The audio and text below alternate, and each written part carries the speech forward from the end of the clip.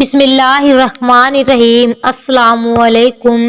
ایک شہزادے نے ایک عالم کے حلق درس سے یہ حدیث سنی، جس نے خاموشی اختیار کی اس نے نجات پائی۔ شہزادے پر اس حدیث شریف کا بہت اثر ہوا اور اس نے چپ سادھ لی، کسی سے بات نہیں کرتا تھا۔ بادشاہ کو پریشانی لاحق ہوئی کہ شہزادہ بول کیوں نہیں رہا۔ اس نے تہبوب سے رجوع کیا۔ تہبوب نے شہزادے کا معائنہ کرنے کے بعد کہا کہ بادشاہ سلامت، شہزادہ بالکل صحت مند ہے، لیکن بات نہ کرنے کی وجہ ہماری سمجھ میں نہیں آتی۔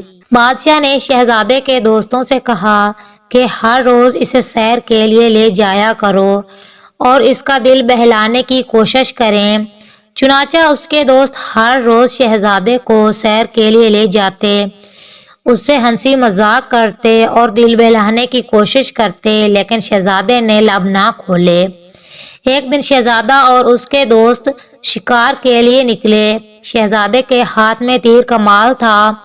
وہ ایک درخت کے پاس گیا کہ شاید کوئی پرندہ بیٹھا ہوا ملے، لیکن درخت پر کوئی پرندہ نہیں تھا۔ شہزادہ واپس پلٹا، اتنے میں درخت سے ایک پرندے کی آواز آئی۔ شہزادہ پلٹا اور پرندے کا شکار کیا۔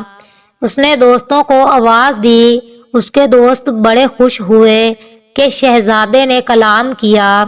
انہوں نے جا کر بادشاہ کو یہ خوشخبری سنائی کہ شہزادے نے کلام کیا اور کہا کہ اسے کوئی بیماری نہیں ہے۔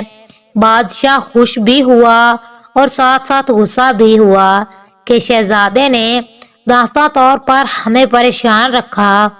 اس نے شہزادے سے پوچھا کہ تم نے کیوں ہمیں اتنے عرصے تک پریشان رکھا؟